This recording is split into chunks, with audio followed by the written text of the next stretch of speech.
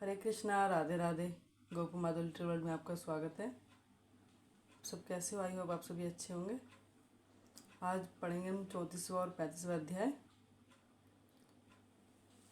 उसके बाद आज आज आखिरी अध्याय है, तो उसके बाद उद्यापन होगा।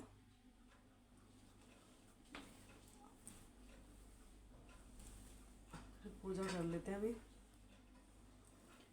नमो भगवते वासुदेवाय, नमो भगवते वासुदेवाय, नमो भगवते वासुदेवाय, भगवते वासुदेवाय। हे तुलसी माता, किसी की प्यारी दो जगी दिन रात तुम्हारी। ओम नमो भगवते वासुदेवाय, नमो भगवते वासुदेवाय, ओम नमो भगवते वासुदेवाय, भगवते वासुदेवाय। ऋषिगणों ने सूत जी से कहा, हे सूत जी, पीपल का वृक्ष शनिवार को छोड़कर सप्ताह के बाकी दिनों में क्यों नहीं पूजा जाता है? सूत जी ने कहा, समुद्र का मंथन करने से जो रत्न देवताओं को मिले थे, उनमें से जो देवताओं ने लक्ष्मी और कौस्तुभ मणि भगवान विष्णु को दे दी थी। विष्णु भगवान जब लक्ष्मी से विवाह करने के लिए तैयार हुए तो लक्ष्मी ने कहा, प्रभु, जब तक मेरी बड़ी बहन अलक्ष्मी का विवाह नहीं हो जाता, तब तक आप मुझ छोटी बहन से विवाह कैसे कर सकते हैं? इसलिए पहले आप मेरी बड़ी बहन का विवाह कीजिए, बाद में फिर मुझसे विवाह कीजिए, क्योंकि यह प्राचीन नियम है। लक्ष्मी के ऐसे वचन सुनकर भगवान विष्णु ने लक्ष्मी की बड़ी बहन का विवाह उच्छालक ऋषि के साथ कर दिया। वह लक्ष्मी बड़ी क्रूप थी, बड़ा मुख, चमकते हुए दांत, वृद्धा के समान शरीर, बड़े बड़े लाल लाल नेत्र और रूखे बाल। महर्षि उच्छालक भगवान विष्णु के आग्रह पर उससे विवाह कर उसको वेद मंत्रों की ध्वनि से गुंजाते हुए अपने आश्रम में ले आए। वेद ध्वनों से गुंजित हवन के पवित्र धूप से सुगंधित मनोहर ऋषि आश्रम को देखकर बहुत दुखी हुई। वह बहुत दुखी हुई। अलक्ष्मी ने महर्षि उच्छालक से कहा, इस आश्रम में वेद ध्वनि हो रही है, अतः यह स्थल मेरे रहने के योग्य नहीं है। अतएव तुम मुझे किसी दूसरी जगह ले चलो। उसकी बात सुनकर महर्षि उच्छालक, तुम यहाँ पर क्यों नहीं रह सकती, और तुम्हारे रहने के योग्य दूसरी जगह कौन सी है, यह मुझे बतलाओ। लक्ष्मी जी ने कहा कि जब यहाँ पर वेदध्वनि हो रही है, अतिथियों का सत्कार जहाँ पर होता है वहाँ यज्ञ आदि होते हैं, और उस स्थान पर मैं नहीं रह सकती। जहाँ पर पति पत्नी आपस में प्यार हो, पितरों से के निमित्त यज्ञ होते हो, देवताओं का पूजन होता हो, वहाँ पर मैं नहीं रह सकती। जहाँ दिन रात पति पत्नी लड़ते रहते हो, जहाँ से अतिथि लोग सदा निराश लौटते हो, जहाँ पर पूज्य वृद्ध हो, सत्य पुरुषों तथा मित्रों का अनादर होता हो, और जहाँ पर अति कठोर वाणी बोली जाती हो, जहाँ पर दुराचारी, चोर, परिस्त्रीगामी प्राणी रहते हैं, जहाँ पर गौ का वध, मद्यपान, ब्रह्मा हत्या आदि होते रहते हैं, वहाँ मैं प्रसन्नतापूर्वक निवास करती हूँ। इस प्रकार अलक्ष्मी के वचन सुनकर महर्षि उच्छालक का मुख मलिन हो गया। वे उस बात को सुनकर चुप रह गए। थोड़ी देर तक चुप रहने के पश्चात उन्होंने कहा कि अच्छा, तुम्हारे लिए ऐसा ही स्थान मैं खोजूंगा, तो जब तक मैं तुम्हारे लिए ऐसा स्थान ढूंढ कर न आऊँ, तो तब तक तुम उसी पीपल के नीचे चुपचाप बैठी रहो। महर्षि उच्छालक को उसको पीपल के नीचे बैठाकर उसके रहने योग्य स्थान ढूंढने के लिए निकले, लेकिन जब तक बहुत काल तक प्रतीक्षा करने पर भी वापस नहीं लौटे तो अलक्ष्मी रोने लगी। उसका बुरी तरह से रोना देखकर श्री लक्ष्मी जी ने भी बैकुंठ में सुना। उसकी बड़ी बहन का रोना सुन लक्ष्मी जी व्याकुल हो गई। उन्होंने दुखी होकर भगवान विष्णु से कहा, हे प्रभु, मेरी बड़ी बहन अलक्ष्मी पति के त्याग देने से अत्यंत दुखी हो गई है। हे नाथ, यदि मैं आपकी प्रिय पत्नी हूँ तो आप मुझे आश्वासन देने के लिए उसके पास जाइए। लक्ष्मी जी की प्रार्थना सुनकर कृपा सिंधु भगवान लक्ष्मी जी को साथ लेकर उस पीपल के पास गए, जिसके नीचे अलक्ष्मी बैठी रो रही थी। उसको आश्वासन देते हुए भगवान विष्णु ने कहा, हे अलक्ष्मी, इसी पीपल की जड़ में तुम सदैव के लिए निवास करो, क्योंकि मेरे ही अंश से उसकी उत्पत्ति हुई है और इसमें मेरा निवास रहता है। प्रतिवर्ष गृहस्थी लोग तुम्हारा पूजन करेंगे और उन्हीं के घर में तुम्हारी छोटी बहन लक्ष्मी निवास करेगी। स्त्रियों को विविध प्रकार के उपहारों से तुम्हारी पूजा करनी चाहिए। मनुष्यों को चाहिए कि वह पुष्प, धूप, गंध आदि से तुम्हारी पूजा करे, तभी लक्ष्मी उन पर प्रसन्न होगी। सूत जी ने कहा, भगवान श्री कृष्ण तथा सत्यभामा तथा पृथु और नारद का संवाद तुम लोगों को मैंने सुना दिया है। जिसके सुनाने मात्र से मनुष्य के सब पाप नष्ट हो जाते हैं और उसे वैकुंठ लोक की प्राप्ति होती है। तुम लोगों को जो कुछ पूछना है वो पूछ सकते हो।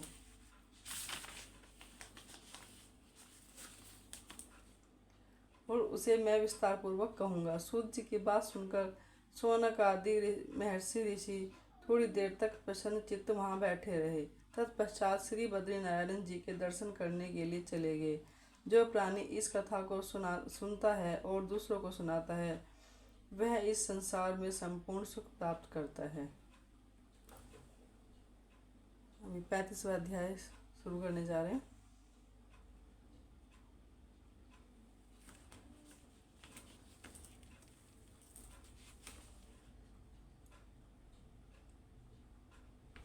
इतनी कथा सुनकर ऋषिवर कहने लगे, हे सूत जी, अब हम आपसे तुलसी जी के विवाह की विधि पूछना चाहते हैं, कृपा कर वर्णन कीजिए। ऋषिवरों के वाक्य सुनकर आनंद में मग्न होते हुए सूत जी कहने लगे कि हे मुनीश्वरों, अब मैं आपके सामने तुलसी जी के विवाह की विधि का वर्णन करता हूँ, इसलिए सावधान होकर सुनने का कष्ट करें। जब उत्तर नारायण रवि हो, गुरु शुक्र का उदय हो, विवाह के नक्षत्र हो और विशेषकर पूर्णिमा हो अथवा कार्तिक का महीना व भीष्म पंचक हो, जब तुलसी वन में वे अपने घर में सुंदर मंडप और उत्तम हवन कुंड में सहित मनोहर वेदी की रचना करता हुआ ऋत्विज ब्राह्मणों का जो विद्वान और रोग द्वेषादि से रहित हो निमंत्रित करे और गृह यज्ञ आरंभ करता हुआ मातृकाओं की पूजा करे। हे मुनीश्वरों, ऋत्विजी के उपस्थित हो जाने पर पहले नंदी मुख श्राद्ध करे और तत्पश्चात स्वर्ण के भगवान शालिग्राम बनाकर उनका विधि विधान से पूजा सामग्री से पूजा करता हुआ चांदी की तुलसी को उनके समर्पण कर दे। इस प्रकार विवाह विधि से तुलसी जी का पानी ग्रहण कराने के पश्चात विधि पूर्वक होम करे और उसके बाद सपत्नीक, यजमान, भाई बंधु और सेवकों के साथ चारों ऋत्विजों के सहित विष्णु भगवान की प्रेम से प्रदक्षिणा करता हुआ शांति पाठ और मंगलगान करे। उस समय स्त्रियों को मंगलगान के सहित भेरी आदि बाजे भी बजवाने चाहिए। हे मुनीश्वरों, ऐसा हो जाने के पश्चात यजमान को गोदान और सह्यादान करना चाहिए।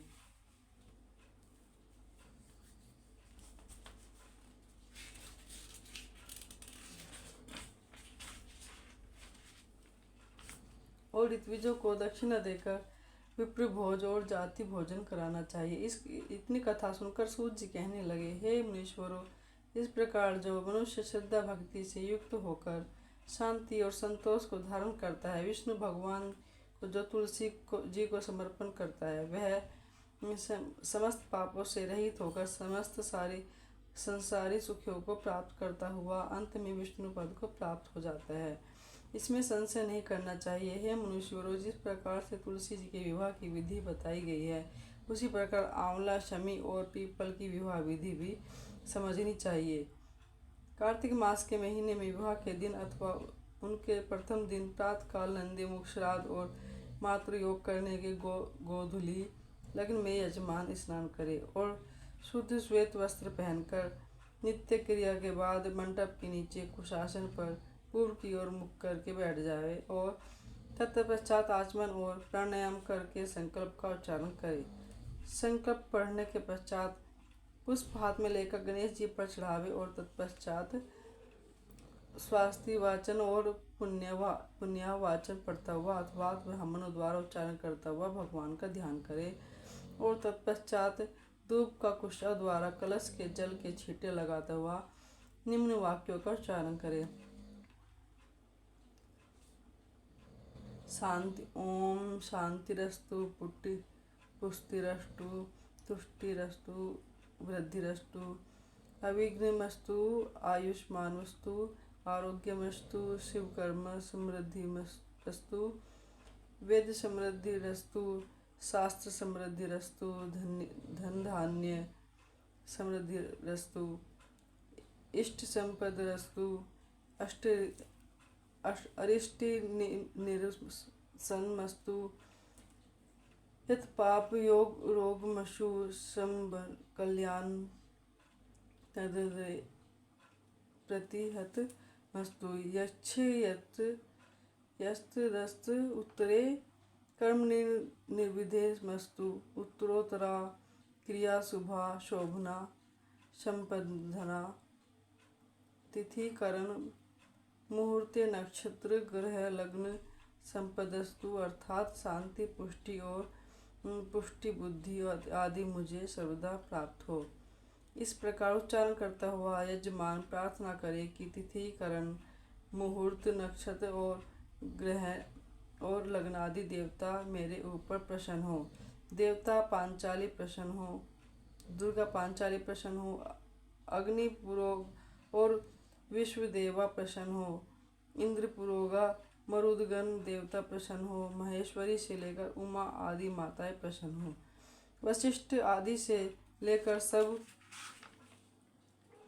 ऋषिवर प्रसन्न हो, ऋग्वेद आदि प्रसन्न हो, ब्रह्मा और सब ब्राह्मण प्रसन्न हो, श्री सरस्वती श्रद्धा भगवती कल्याणी रिद्धि सिद्धि तुष्टि पुष्टि और अभय करने वाली देवियों सहित गणनायक कुल देवता ग्राम देवता इष्ट देवता सब मुझ पर प्रसन्न हो तथा ब्रह्मा देवी पापी दुराचारी निंदक व्याभिचारी विघ्नहर्ता तस्कर और शत्रु नष्ट हो, घोर नरकों का शमन हो और शुभ कर्मों का उदय हो। जल ऋतु औषधियाँ नदी पहाड़ अतिथि अग्नि आहुतियाँ दिन रात घटी और पल आदि मेरे लिए कल्याण करने वाले हों। रवि चंद्र मंगल बुध गुरु शुक्र शनि केतु आदि ग्रह भगवान विष्णु और मेघ और स्वामी कार्तिक वीर्य मेरे ऊपर सदा प्रसन्न रहें। इस प्रकार उच्चारण करने के बाद श्रद्धा भक्ति से युक्त होकर यजमान ऋत्विज ब्राह्मणों का वर्ण करे अर्थात उनके तिलक और मौलिक बंधन करे। ऐसा करने पर ब्राह्मण लोग स्वास्थ्य वचन सुन व पुण्य वाचन पढ़ने के बाद यजमान की रक्षा के लिए मंत्रों का उच्चारण करते हुए यजमान के चारों ओर अक्षत छोड़े।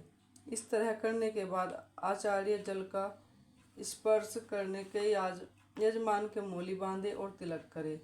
उसके बाद सूर्य आदि ग्रहों का आह्वान और पूजन करे और तत्पश्चात पंच पल्लव और सुपारी आदि पूजा सामग्री से कलश का स्थापन करे और पूजन करे। उपयुक्त मंत्रों से कलश प्रार्थना करने के बाद आचार्य तुलसी जी के बिड़ले पर मंडप करे और विवाहिता विधि अनुसार वेदी बनावे और तत्पश्चात स्वर्तभद्र मंडल पर स्वर्ण के भगवान शालिग्राम और तुलसी जी के वृक्ष की स्थापना करे।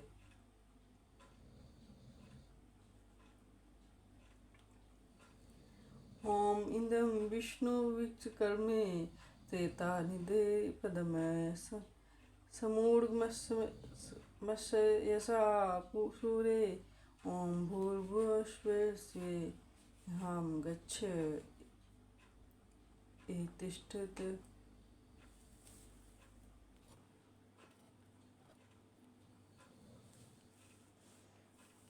ओम इदं विष्णु विचकर्मे त्रेतानिधे पदम समूढ़मस्यसा सूरे ओम भूर्भुवस्व विष्णु इहां गच्छ एम तिष्ठे तुलसी श्री सखी शुभे पापिनी पुण्यदे नमस्ते नारदनुते नारायण सदा प्रिये ओम भूर्भुवः स्वस्तुलसी इहां गच्छ इहं तिष्ठते।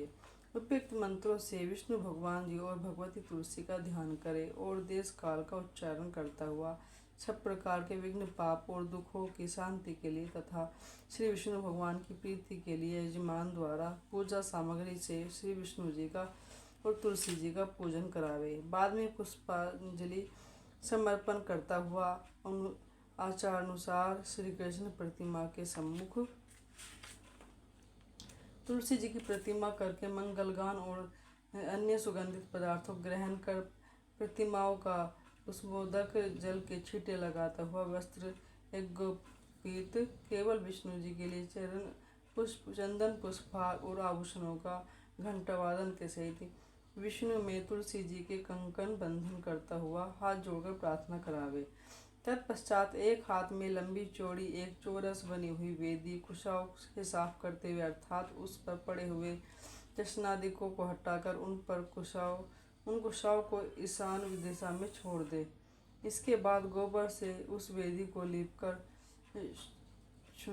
श्रुवे से घी होम करने वाले पात्र से उस पर उत्तराक्षर 3 लकीरें खींचते हुए उससे अनामिका अंगूठा द्वारा थोड़ी सी मिट्टी लेकर इसे फेंक दे और तत्पश्चात वेदी पर जल के छींटे लगाकर दूसरे कांसी के पात्र के काढ़े हुए कांसी के पात्र में अग्नि मंगावे और इसके बाद ओम अग्निदूत पुरोदवे हत्यावह मुपमत्वे देवा आस्द्यावह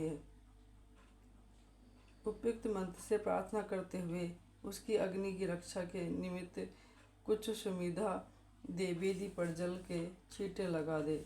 इस तरह अग्नि का पूजन समाप्त हो जाने के बाद आचार्य यजमान के हाथ में पाद्य पात्र दिलाकर उस ओम पाद्य विष्णुवे नमः इस मंत्र का उच्चारण करता हुआ विष्णु भगवान के पैरों को धुलवावे और दूध अक्षत और चंदन आदि से युक्त अर्ध पात्र द्वारा विष्णु भगवान जी को आचमनीय दिलवावे। बाद में कांसे के पात्र में ही मधु और घी मिलाकर कांसी के पात्र से ढकता हुआ और यजमान के हाथ में देवे और ओम मधुपक्को मधुपर्क ऐसा उच्चारण करके मधुपर्क गृहणत्व वासुदेव नमस्ते से इस मंत्र से भगवान के मधुपर्क समर्पण करते हुए पुनः आचमन करा दे। इस तरह भगवान का पदाधिक समर्पण कराने के बाद आचार्य यजमान को वो आचमन और प्राणायाम कराने को कहे और तत्पश्चात संकल्प करता हुआ यजमान से भगवान तुलसी का ब्याह कराने को कहे और स्वयं निम्नलिखित मंत्रों का उच्चारण करे। ओम ध्यायेच्च तुलसी देवी श्यामा कमला लोचनम प्रसन्ना ध्यान वंदना तरंदाव चतुर्भुजा क्रीट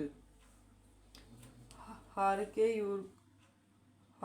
यूर कुंड इला विभूषिता भला सुख संयुक्ता पदासन निदेविता प्रिया च सर्वदा विष्णु सर्वदेव नमस्कृता तुलस्य नमे ध्यायामि। उपयुक्त मंत्रों से भगवती तुलसी का ध्यान करता हुआ आचार्य पूजा सामग्री से यजमान द्वारा तुलसी जी की पूजा करे। सौभाग्य संतति देवी धन धान्य में सदा आरोग्य सोक्षणम कुरु में माधव प्रिय इस मंत्र को प्रार्थना करावे। इस प्रकार यथाशक्ति पूजन कराने के बाद तुलसी की प्रतिमा के सम्मुख विष्णु भगवान जी की प्रतिमा करे और तत्पश्चात मव्य में अंत पट करते हुए मंगलाष्टक पढ़े। मंगल श्लोक पढ़कर अंत पट को हटाता हुआ आचार्य अक्षत छोड़े और तत्पश्चात यजमान को उत्तर मुख बैठाकर आचमन प्राणायाम कराता हुआ शंख में दूर्वा अक्षत फल पुष्प चंदन और जल लेकर संकल्प का उच्चारण करता हुआ उसके द्वारा यजमान श्री तुलसी जी को विष्णु भगवान के समर्पण करा दे। इस तरह संकल्प कराता हुआ उच्चारण करता हुआ विष्णु देव के आगे जल सहित अक्षत छोड़े विष्णु भगवान जी की प्रार्थना करता हुआ मंत्रों से तुलसी जी का प्रार्थना करे। इस प्रकार प्रार्थना सहित तुलसी जी का विष्णु भगवान के साथ समर्पण कर देने के पश्चात यजमान यथाशक्ति दक्षिणा समर्पण करे और ऋत्विज लोग उस समय शांति का पाठ और वेद मंत्रों का उच्चारण करें।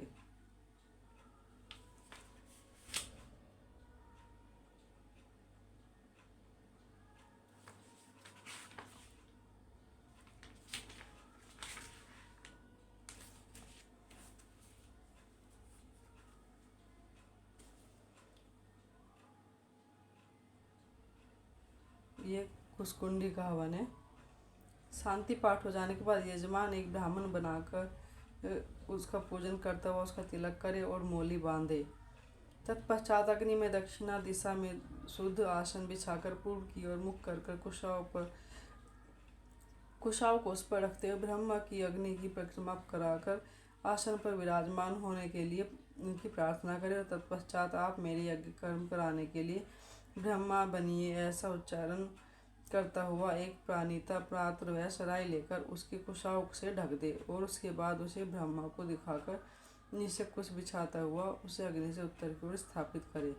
तत्पश्चात 16 कुशाव के 4 भाग करके उसमें एक को अग्नि कोण से निशा कोण तक, दूसरे को नैतृष्य और वावच्य तक, तीसरे को ब्रह्मा से लेकर और अग्नि तक और चौथे को अग्नि प्रणीता पात्र तक रख दे। इसके बाद पवित्र छेदन के लिए अग्नि से नेत्र कोण तथा 1-3 कुशाओं को रखे और पवित्र करने के लिए अंतर्गर्भ वाली कुशा की झंडी और मध्य की दशाओं को उत्तर की ओर रखे।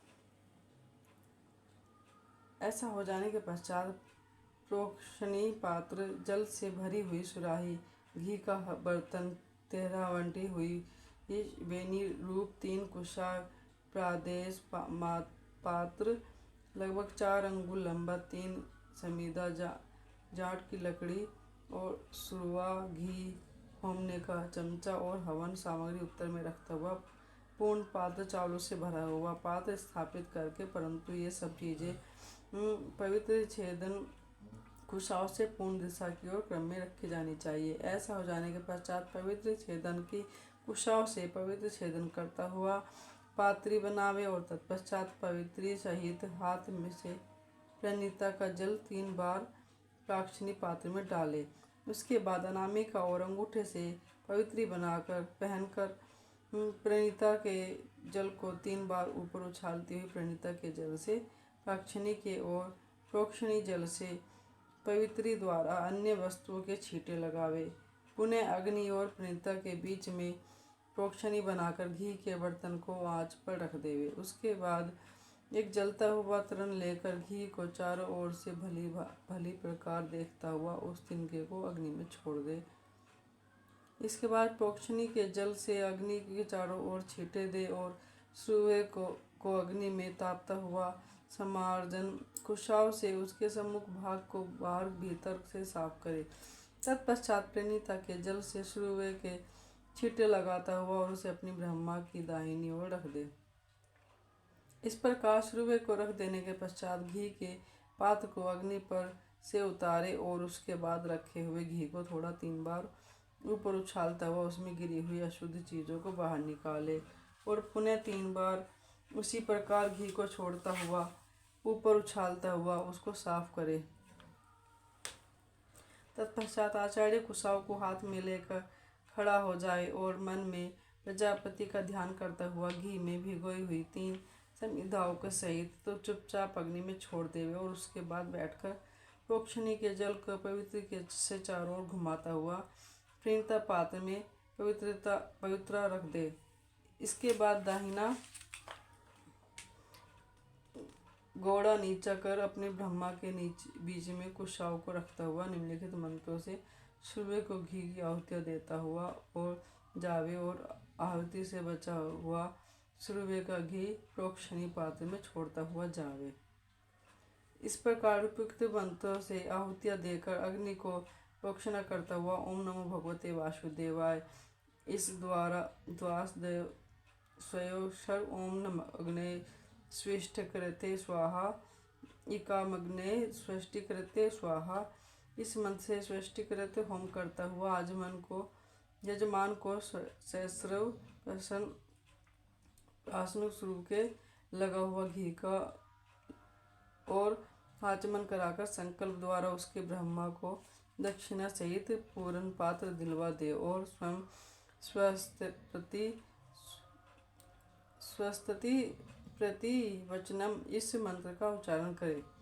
ऐसा हो जाने के पश्चात यजमान आचार्य को यथाशक्ति दक्षिणा देकर ब्रह्मा का ग्रंथ विमोचन करा दे।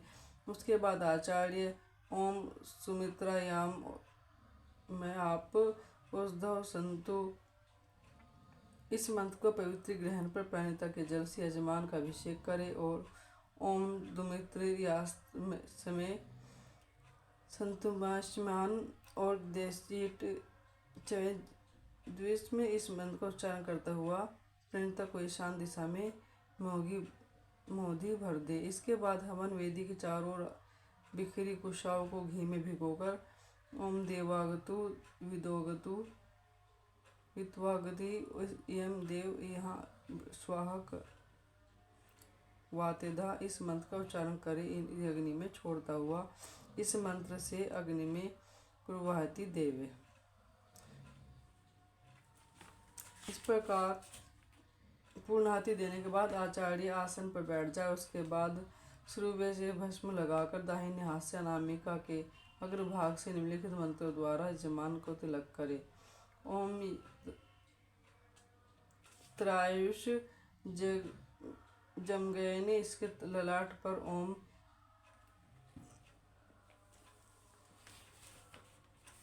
त्रयायुष जगमने उसके ललाट पर ओम एक चेवेश पुत्र काम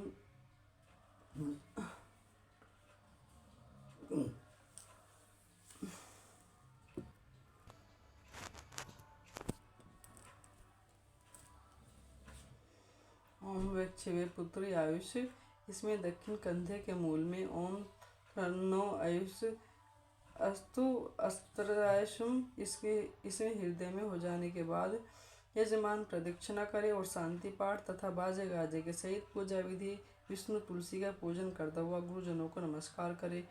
उसके बाद कुल गुरु को गौ और यथाशक्ति दक्षिणा देकर देव का विसर्जन और ब्रह्मभोज कराता हुआ सर्वदोष शमनार्थ विष्णुदेव की प्रार्थना करे। तुलसी माता की जय। बोलो विष्णु महाराज की जय।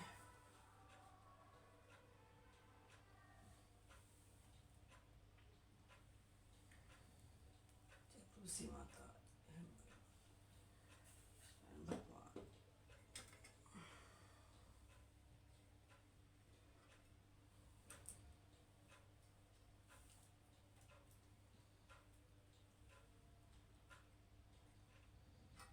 महारानी नमो नमः हरि की पटरानी नमो नमः तुलसी महारानी नमो नमः हरि की पटरानी नमो नमः कौन से सुरानी कौन से महीने हुए हरियाले कौन से महीने हुए हरियाले कौन से उसका 6 महीना हरियाली कौन सा महीना हुए हरियाली 7 महीना हुए हरियाली कौन से महीने हुई तेरी पूजा कौन से महीने हुई सब कार्तिक महीना हुई तेरी पूजा मन से मास हुई सगाई वृंदा महारानी नमो नमः हरि की पटरानी नमो नमः वृंदा महारानी नमो नमः हरि की पटरानी नमो कहाँ बैठे तुलसी आगा बैठे शालिग्राम कमला बैठे तुलसी आसन बैठे शालिग्राम वृंदा महारानी नमो नमः हरि की पटरानी नमो नमः वृंदा महारानी नमो नमः हरि की पटरानी नमो कौन से सरगम लगाए 56 भोग बिन तुलसी ने एक भी भोग 56 भोग बिन तुलसी ने एक भी भोग वृंदा महारानी नमो नमः हरि की पटरानी नमो नमः वृंदा महारानी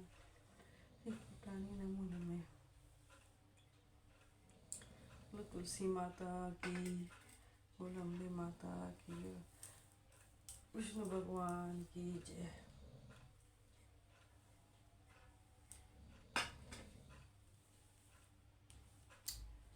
तुलसी माता अब सभी को भी